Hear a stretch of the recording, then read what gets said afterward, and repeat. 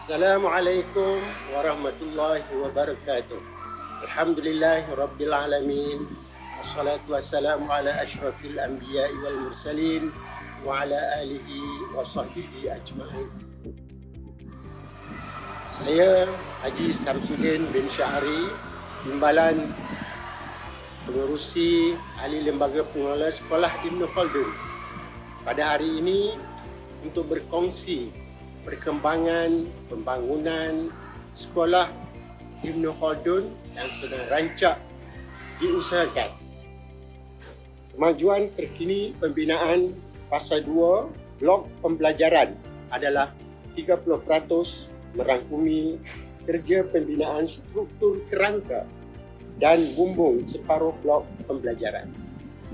Struktur kerangka ini dijangka dapat disiapkan pada akhir bulan Mei ataupun Jun 2026 dengan baki kos penyiapan sebanyak RM450,000 Malaysia. Selepas ini, kerja kemasan seperti dinding, pintu atau tingkap, jubin lantai dan dinding akan dimulakan pada pertengahan bulan Mei tahun 2026 dengan kos yang diperlukan sebanyak 2.5 juta dan jangkaan siap pada April 2027.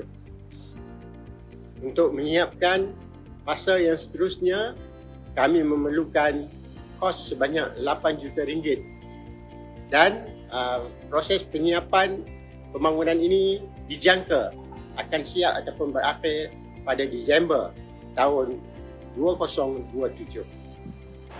Seterusnya, kami amat berharap tuan-tuan dan puan-puan, datuk-datuk, datin-datin, tan-sri sekalian dapat membantu pihak kami dalam usaha melengkapkan prasarana ini supaya anak-anak kami ataupun anak-anak semua dapat menggunakan kemudahan ini secepat mungkin dan mereka boleh belajar dengan selesa di sekolah Ibn Khaldun ini.